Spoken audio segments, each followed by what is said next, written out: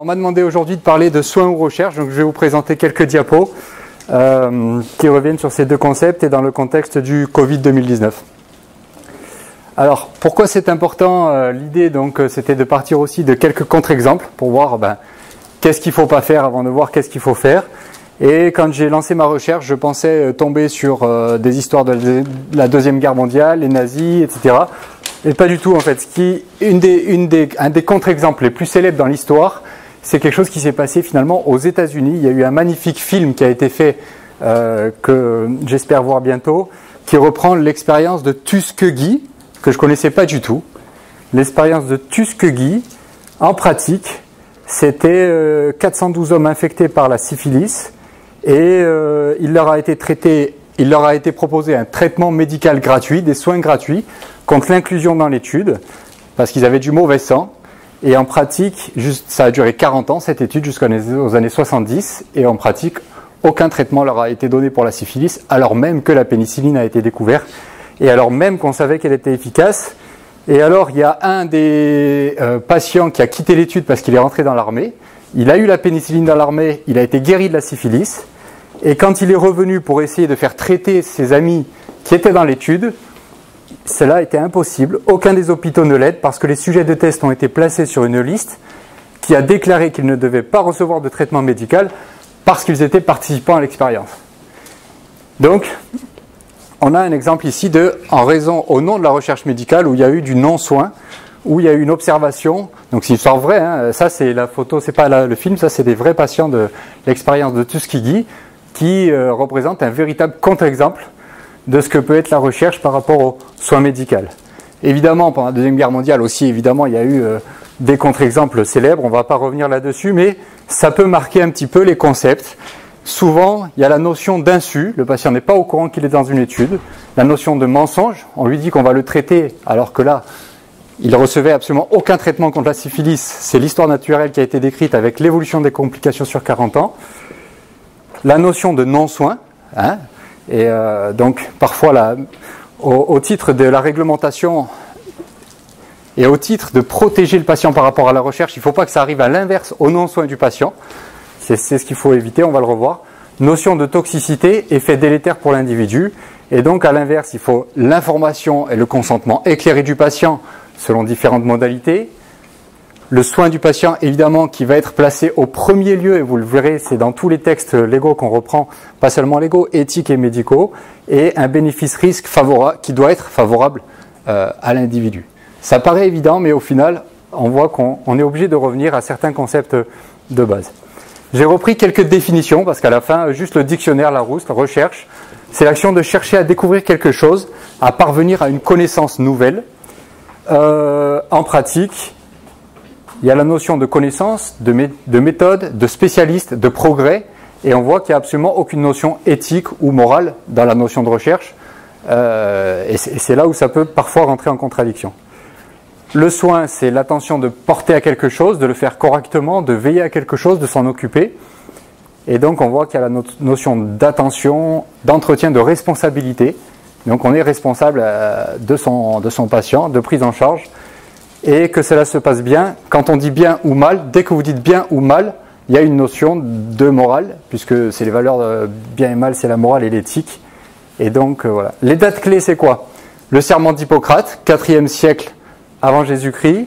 Claude Bernard, déjà dans 1856, on va le revoir, disait quelles études sont justifiées, quelles études ne sont pas justifiées.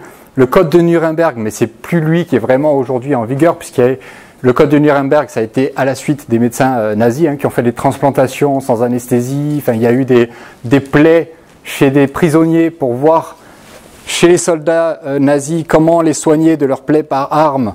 Donc ils faisaient des plaies, enfin voilà, on ne va pas rentrer dans le détail, mais il y a d'abord le code de Nuremberg et la déclaration d'Helsinki, et c'est toujours ce qui fait aujourd'hui référence. Quand vous faites une étude, il faut dire qu'elle est en accord avec les déclarations d'Helsinki qui datent de 1964. Alors tout d'abord, Hippocrate. Hippocrate, si on revoit, le premier souci sera de rétablir, de préserver, de promouvoir la santé dans tous ses aspects physiques, mentaux, individuels et sociaux. Vous le connaissez tous, mais c'est important dans ce contexte. Notion de santé physique et mentale, préservation de la vie, Claude Bernard, parmi les expériences qu'on peut tenter, celles qui ne peuvent que nuire sont défendues, celles qui sont innocentes sont permises, et celles qui peuvent faire du bien sont recommandées. Donc ça, c'est la médecine expérimentale, c'est vraiment un des livres qui a marqué la médecine moderne, avec une notion de bénéfice pour l'homme, pour l'individu, une notion d'humanité. Et je vous conseille très fortement de lire cet article, c'est 3 pages, c'est tout petit, c'est la dernière version de Helsinki, qui a été publiée dans le JAMA en 2013, à Fortaleza au Brésil. Donc c'est 3 pages, pas plus, il y a 37 items. Vous voyez ici, c'était juste pour montrer que les déclarations d'Helsinki, elles ont été révisées de nombreuses fois, 64, 75 jusqu'à 2013. Et donc quand on les relit, qu'est-ce qu'on voit? Qu'en pratique, la santé du patient doit passer au-dessus de tout. Au-dessus même de l'enjeu scientifique ou méthodologique, ou le fait d'avoir une nouvelle connaissance. Et les 3 concepts, à chaque fois qu'ils reviennent, et ça dans tous les textes éthiques, c'est la santé, le bien-être et les droits. Droits notamment, le secret médical, etc. Ça doit passer au-dessus de tout le reste. La santé, le bien-être. Donc le bien-être, ça va un peu plus loin que la santé, puisque le bien-être, c'est aussi psychologique, et les droits du patient. L'intérêt individuel donc passe toujours au-dessus de la production d'une nouvelle connaissance. Et alors, le 37e article, et je vous conseille donc d'aller à la fin des articles quand vous lisez des articles, c'est le tout dernier article qui parle des interventions non prouvées dans la pratique clinique, et où il est dit que quand un médecin, après avoir cherché le conseil d'un expert, pense que, en absence d'intervention prouvée, il y a quelque chose qui peut sauver son patient, il doit le faire. Donc intervention sans preuve établie, évidemment, il y aura forcément des interventions sans preuve établie quand il s'agit d'une maladie nouvelle mortelle. Ça n'empêche pas que la médecine reste la médecine, la physiologie reste la physiologie, l'anatomie reste l'anatomie. Donc il faut toujours prendre en charge les défaillances d'organes. Donc ça remet en cause le non-soin, le fait de rester chez soi. Et par contre, il faut découvrir aussi vite que possible les mécanismes qui conduisent aux complications, puisque c'est comme ça qu'on pourra éventuellement agir sur ces complications. Donc on peut se poser même la question, le dépistage et la prise en charge précoce de la détresse respiratoire, soins ou recherche, bon, c'est un petit peu provocateur évidemment. Et dans ce contexte, quelques diapos très rapides de remise en perspective de la chloroquine. Au départ, ça n'a pas été découvert à Marseille, ça a été publié par les Chinois dans du criblage de banques de molécules, comme quoi la chloroquine était efficace. Il y a un deuxième article qui est venu très vite sur l'hydroxychloroquine, qui était très efficace in vitro, et ça a été mis en parallèle des travaux qui ont été effectués ici depuis les années 90 sur l'effet de l'hydroxychloroquine sur des agents qui passaient par la voie du lysosome, avec une inhibition de Coxiella burnetii et une étude comparative, non randomisée certes, mais comparative en 99, qui trouvait que doxycycline et plaquenil faisaient mieux que doxycycline et ofloxacine par exemple, dans les infections à Coxiella. La toxicité cardiaque, donc, qui a été particulièrement mise en évidence dans le Lancet, avec 10% de tachycardie ventriculaire, au final, elle ne semble pas confirmée. On a un article là de janvier 2021, oui, ça prolonge le QT, y compris chez des gens à haut risque. Non, il n'y a pas de surmortalité et il n'y a pas d'arythmie. Jacques, clinique électrophysiologie, c'est des cardiologues qui ont publié ça, 400 patients sévères. Donc le médecin-chercheur, il est responsable et il faut qu'il rapporte en temps réel le fruit de ses recherches, particulièrement dans les CHU, les IHU évidemment. Mission de soins, enseignement, recherche, importance capitale de collecter les données. Donc il faut savoir où on en est, quel est notre taux d'échec, de réussite, et ça c'est capital. À partir de là, vous allez voir que tout de suite, on va voir, pour collecter les données, est-ce qu'on doit le faire petit à petit? Et si on le fait petit à petit, est-ce que c'est prospectif? Est-ce que c'est du soin? Ou est-ce qu'on va regarder? C'est là qu'on va avoir quelques notions. Ça, c'est les papiers qui ont été publiés ici, donc notamment la recherche a été en permanence a été rapportée et rendue publique. Le standard of care, on l'a dit, ça n'empêche pas, le diagnostic précoce, la détresse respiratoire précoce, la surinfection, donc l'hypokaliémie, l'anticoagulation. Ça reste des choses évidentes. Le traitement ambulatoire, c'est simplement une diapo pour revenir sur ce qu'on a fait en 2020. Donc il y avait 10 000 patients et à la fin on avait un taux de décès qui était à 1,5 pour 1000. Ça c'était le décès par tranche d'âge parce qu'évidemment il faut retrouver la population cible. Et les chiffres que je viens de faire apparaître, c'est les chiffres qu'on a pour 2021. Donc on est très similaires. Le gros changement qu'il y a eu, c'est qu'on a mis l'ivermectine chez les patients qui ne pouvaient pas avoir la chloroquine. Est-ce que c'est ça ou est-ce que c'est autre chose qui a changé? En tout cas, chez les groupes qui n'étaient pas traités par hydroxychloroquine, on fait beaucoup mieux qu'en 2020. Par contre, chez les groupes qui étaient traités par hydroxychloroquine, on fait pareil qu'en 2020, pas beaucoup mieux. Et donc ça, c'est le traitement ambulatoire qui est rapporté dans la littérature, donc une méta-analyse. Donc on trouve des résultats complètement concordants au stade précoce, avec un risque de décès divisé par 3, ça fait 32 000 patients. Et ça, c'est le résultat en hospitalisation. Donc c'est 2000 patients qui ont été rapportés par Jean-Christophe Lagier et toute l'équipe en hospitalisation. Et ça, ce que vous voyez, c'est le ratio par tranche d'âge, par âge en fait. Donc on est à 30% de gain sur la mortalité, tout confondu. Mais après, il faut regarder en fonction de l'âge. Et si on regarde en fonction de l'âge, si vous regardez à moins de 60 ans, vous êtes dans un risque de mortalité qui est divisé par 3 jusqu'à divisé par 10. À 55 ans, on est à 0,12. Ça veut dire, en hospitalisation, on divise par 10, si vous en croyez ces chiffres, sauf si le premier auteur a manipulé les chiffres, mais je ne pense pas, je le connais. Et donc, évidemment, le bénéfice dépend évidemment du terrain.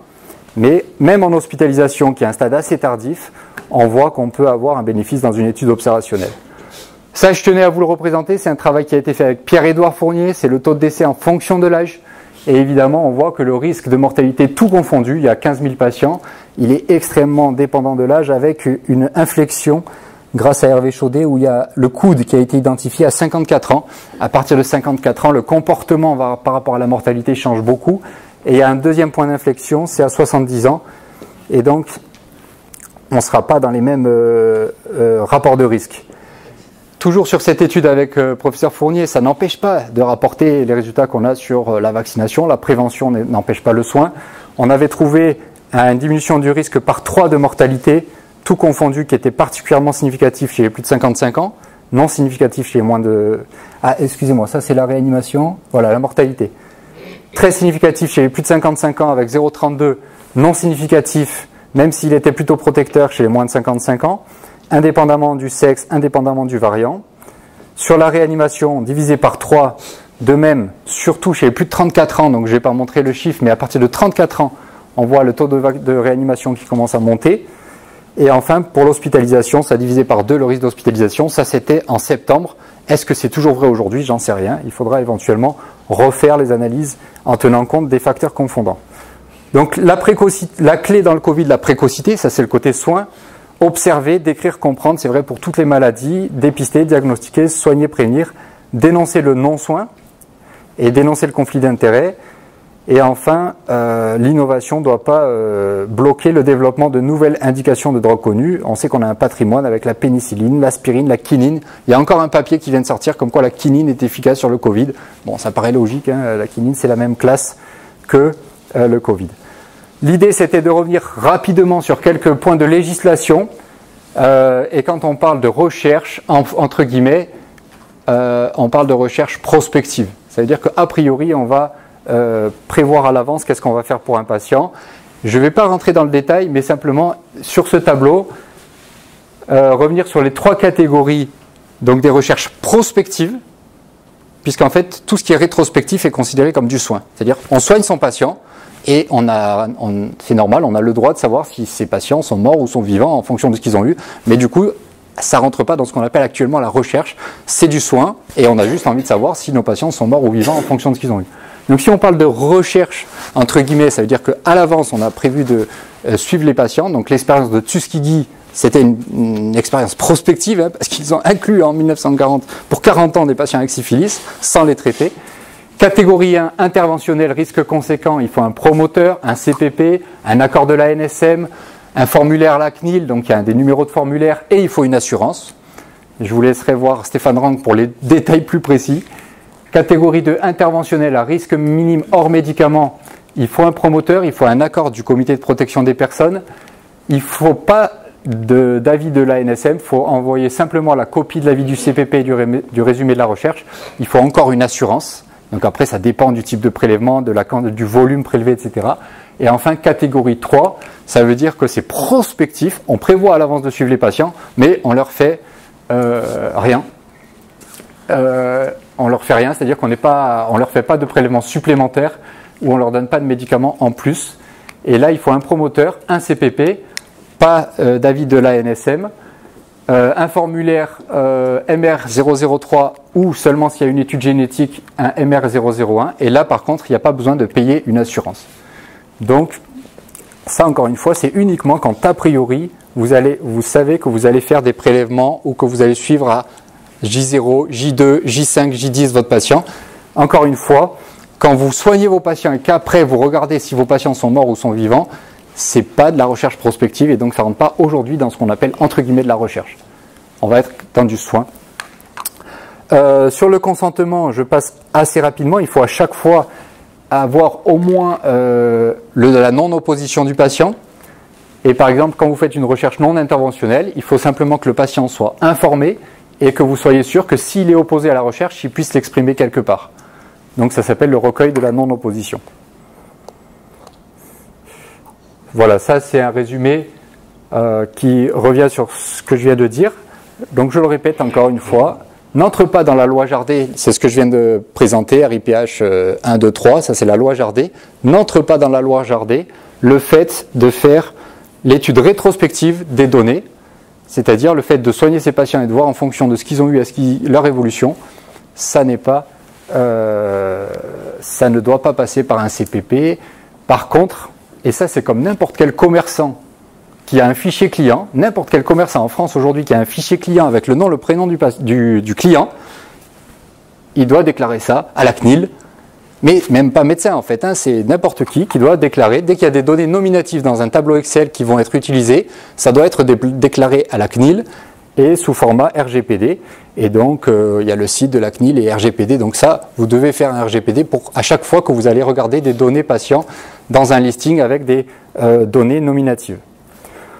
Là, proverbe naïf, tout ce qui est nécessaire pour le triomphe du diable, c'est que les bons ne fassent rien, et il ne faudrait pas que la réglementation conduise au non-soin, et c'est ce qui peut être vu. Donc là, j'ai remis Tuskegee pour vous rappeler un peu que, attention, le pire c'est le non-soin. Avec ou sans réglementation, c'est le pire. Voilà.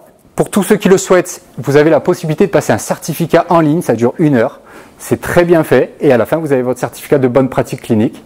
Donc, j'ai mis ici le lien internet, et on peut vous le demander si un jour vous voulez déposer un CPP. Ça dure 1 heure. Si vous n'y arrivez pas la première fois, vous le refaites, et puis à la fin, vous finissez par l'avoir. Il faut avoir 80%.